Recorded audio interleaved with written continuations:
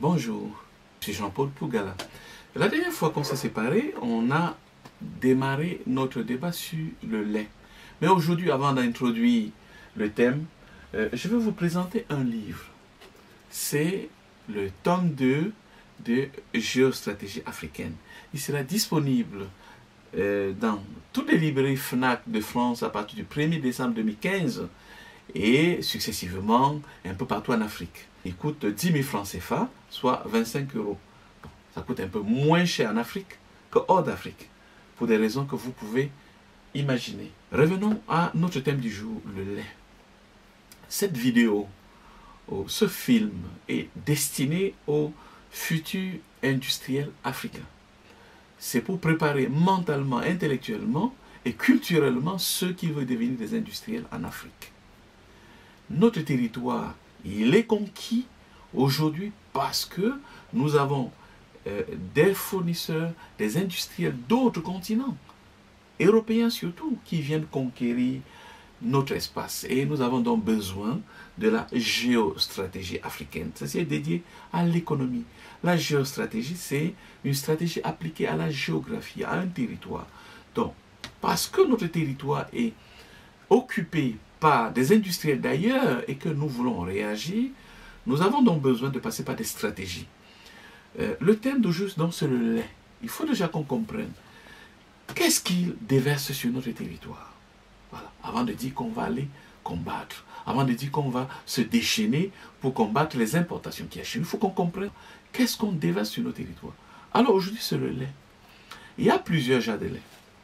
Je vous ai dit la dernière fois, le lait en poudre, il est écrémé.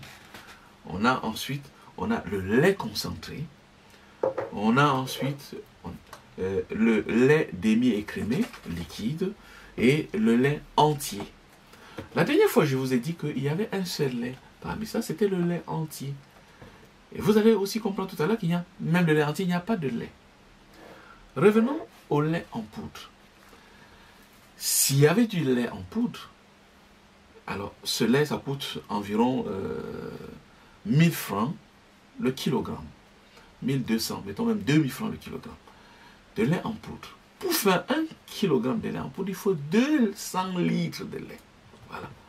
Il faut 200 litres pour faire 1 kilo. Voilà. Si on vous le vend à 1000 francs, c'est qu'il est évident qu'on n'a pas utilisé 200 litres de lait. Voilà pourquoi, ici à l'intérieur, il n'y a pas de lait.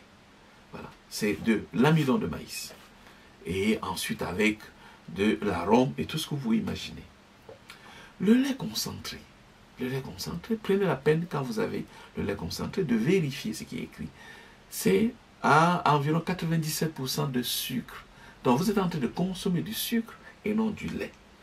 Le lait écrémé et le lait entier. Le lait demi-écrémé, voilà. Le lait demi-écrémé, oui, ça c'est du mensonge. Ici à l'intérieur, il n'y a rien, il n'y a pas de lait. Pourquoi? Parce qu'on nous dit que, parce qu'il y a de la graisse, dont on va l'écrémer pour que ce soit léger pour ceux qui ont des problèmes de poids. Problème. Dans 1 litre de lait, le pourcentage de graisse est 3,5%. C'est trop peu pour qu'on dise qu'on va faire tout ce travail juste pour vous donner du lait léger. La vérité, c'est quoi? C'est qu'on a besoin de la crème qu'il y a dans ce lait pour faire le fromage et le beurre. Donc, on le vide de la substance qui vous intéresse. Parce qu'au fond, quand vous buvez le lait, c'est parce qu'on recherche une certaine substance. On recherche la vitamine A, B, C, D. Et quand on va enlever tout le lipide qui est à l'intérieur, on enlève avec ces vitamines. Donc, à la fin, quand vous buvez du lait demi-écrémé ou écrémé, vous buvez de l'eau. Ensuite, on a du lait entier. Oui, dans le lait entier, on a tous ces crèmes. Mais il y a un problème. C'est Pasteur qui, au 19e siècle, a l'idée que pour que le lait dure plus de 48 heures, il faut qu'on puisse le chauffer. Donc, ça s'appelle du lait pasteurisé. Donc, nous aurons donc le lait frais. Lait frais. On a plusieurs genres de lait frais. Il est tout simplement pasteurisé. Les deux premiers sont stérilisés. C'est-à-dire qu'ils sont montés à très haute température. Environ, ça dépend, 135 degrés, et ça va durer juste quelques secondes. L'autre ici, il est porté à 70 degrés jusqu'à 80, ça dépend de ceux qui vont le faire, de 70 degrés à 85 degrés pour environ de 15 secondes ou bien 20 secondes, 25 secondes. Donc, ce lait, parce qu'il est juste pasteurisé, il est juste chauffé à 70 degrés et maintient plus de substances nutritives. Le problème, c'est que de toutes les façons, il est chauffé. À partir du moment où il est chauffé, on tue à l'intérieur ce qu'on recherche, les vitamines. Voilà. Il n'y a plus de vitamines. Alors, on se retrouve, voilà. Ça, c'est demi-lait entier et demi-écrémé. On se retrouve avec le même problème qu'on a vu tout à l'heure. C'est qu'à partir du moment où on a enlevé la crème, il est moins entier, il est beaucoup meilleur, mais sauf que, à partir du moment où il est chauffé, il a perdu de ce que nous recherchons. Il n'y a plus à l'intérieur de la vitamine. Alors se présente un autre lait. Ça s'appelle le lait microfiltré. Voilà. Le lait microfiltré, qu'est-ce que c'est? C'est un lait qui n'est pas chauffé. Donc, en théorie, il conserve les éléments qui sont absents dans ce lait frais. Il s'appelle lait frais aussi. Alors, il y a eu une bataille commencée en Italie en 2002. Nous sommes au mois de mars 2002. La société Parmalat met sur le marché son lait microfiltré. Date de péremption, 14 jours. On a les producteurs de lait traditionnels, de lait frais, qui s'insurgent. La société Granolor va porter plainte contre Parmalat en disant tricheur. Ce n'est pas du lait frais, parce qu'un lait frais, c'est 4 jours de date de péremption et non 14 jours. Et même le ministre de l'Agriculture, Alemano, va faire un décret pour stopper le lait microfiltré de Parmalat. Mais Parmalat va porter plainte contre la décision du ministre, contre les autres agriculteurs, et pendant 1 an, le tribunal, 3 ministres italiens vont s'appliquer, on va prendre une commission. La commission, à la fin, va dire, oui, le lait microfiltré, c'est bon. Et qu'est-ce qu'on va faire? On va donc dire, ok, tu ne mets pas 14 jours, mais tu mets 11 jours. Ok, les autres, vous ne mettez pas 4 jours, mais c'est 6 jours. Bon, là, c'était le compromis. Revenons au lait microfiltré. Qu'est-ce que c'est? Le vrai lait, il est cru. Voilà. Parce que quand on le chauffe, il perd de sa substance. Qu'est-ce qu'on va faire de ce lait? On va donc utiliser un appareil comme celui-ci. Voilà. C'est un appareil que nous utilisons habituellement pour potabiliser de l'eau. Vous avez, il y a plusieurs couleurs et chaque couleur va retenir une certaine substance. Voilà. Et donc, on va utiliser ce genre d'appareil qui va filtrer, retenir tout ce qui regarde comme des micro-organismes dans le lait et à la fin, le lait, il est bon à être consommé. Problème. Si vous utilisez cet appareil, vous avez enlevé la crème, vous avez enlevé les vitamines, vous avez enlevé tout ce qui fait le lait. Et non, dans le lait microfiltré, après avoir fait ça, on va prendre toutes ces substances qu'on va pasteuriser et on va rajouter dans le lait microfiltré. Voilà. Ça pose problème. Donc, lorsque vous buvez le lait microfiltré, vous dites que vous buvez le lait cru, et non, parce qu'il y a eu telle une manipulation, au point où on ne sait même plus ce qui est dedans. Et l'autre, les frais, à partir du moment où on est venu, on a décidé, on vous donne, parce que si le lait frais pouvait avoir une date de péremption de 4 jours, comment on est passé à 6 jours? Et aujourd'hui, on est arrivé à 10 jours, parce qu'il fallait donner le même temps. Voilà. Quand vous buvez de lait, ça c'est de l'enfumage total. Vous n'avez pas besoin de lait, parce que l'être humain est le seul qui boit le lait d'autres animaux, d'autres espèces. L'être humain, c'est le seul qui boit le lait en tant qu'adulte. Voilà. Le lait, il est destiné aux enfants, il est aux nouveau-nés et non aux adultes. Mais c'est parce que c'est dans l'intérieur de l'industrie que nous consommons de lait aujourd'hui. Revenons à la qualité de lait. Tous ces laits que je vous ai présentés sont des laits qui sont loin de lait maternel. Voilà. Parce que quand on regarde au niveau des vitamines, il n'y a pratiquement pas de vitamines, alors que le lait maternel contient beaucoup de vitamines. Et il y a un seul lait qui s'approche du lait maternel. Donc, c'est le lait de brebis. Mais il coûte plus cher. Ce lait, dans la composition, est beaucoup plus proche du lait maternel. Un autre lait est proche, très riche du lait maternel et très intéressant. C'est le lait d'ânesse. Mais le lait d'ânesse, nous, au Rivindaf, nous le réservons pour la cosmétique. Parce que ça sert à la crème anti-âge. Bon, on me fait signe que je ne dois pas donner trop de détails parce qu'il y a déjà les Rivenda qui sont sur le terrain et il ne faut pas que je dévoile tous leurs secrets. Tous ces produits qu'on devait sur nos marchés sont inadaptés à notre organisme. Et pour ce qui regarde la digestion, il y a le lactose. Le lactose, c'est le glucide qu'il y a dans le lait. Tous les peuples du monde ne digèrent pas le lactose. Dans les statistiques de l'Organisation mondiale de la santé, c'est 100% d'Asiatiques ne tolèrent pas le lactose. Les Africains, c'est environ 90% d'Africains au sud du Sahara ne tolèrent pas, ont une intolérance au lactose. Voilà. Maintenant, vous savez qu'il y a de l'enfumage pour tout ce qu'on nous apporte.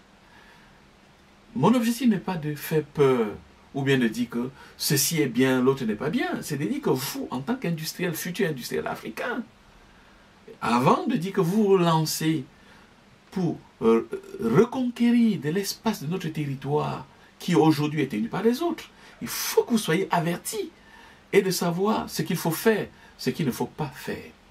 Aujourd'hui, ce lait qui est déversé en Afrique, une vache européenne produit 80 litres par jour. Mais la vache africaine, c'est 1 litre. Voilà. En plus des 80 litres, l'agriculteur européen est subventionné. L'agriculteur africain, non. Mais est-ce que pour cela, il faut se rendre? Absolument non. Nous avons dessiné 3 stratégies pour qu'on puisse reconquérir, malgré le fait que nous n'avons qu'un seul litre. 1 à 6 litres, ça dépend si vous êtes au Burkina Faso, au Niger, au Cameroun ou bien au Congo. Mais on est là. Mettons même si c'est 10 litres par rapport à quelqu'un qui a 80 litres, il n'y a pas match. Mais nous sommes des géostratèges. Malgré la différence, nous avons dessiné des stratégies pour avoir notre part du gâteau. On a 3 stratégies principalement. Et ces stratégies, je vous donne ça comme devoir avant la formation de décembre. Donc, réfléchissez, quelles peuvent être ces 3 stratégies pour reconquérir notre marché des produits laitiers? Quels sont ces 3 chemins que nous pouvons appliquer pour avoir notre part du gâteau dans le marché des produits laitiers? Voilà, nous en discutons au 2e jour de la formation du 14 au 17 décembre. Et dès le 2e jour, nous avons discuté des produits laitiers. Et avant de démarrer, vous me donnerez quelles sont les stratégies que vous-même, vous aurez réfléchi, que vous aurez trouvé. Ensuite, je vous donnerai la réponse. Et pour finir, je vous conseille des ouvrages. Ces livres, Le lait, voilà, de Thierry Folliard, Le Point, l'hebdomadaire Le Point, qui est au kiosque maintenant. Que peut-on encore manger? Je vous conseille ensuite un livre très intéressant de Mark Amos. Voilà, Mark Amos, sucre, sel et matière grasse, tout le complot de l'industrie agroalimentaire américaine pour exporter le poison dans le monde. Il a assisté à une réunion où l'un des participants, un industriel, disait: nous sommes responsables de la maladie des Américains.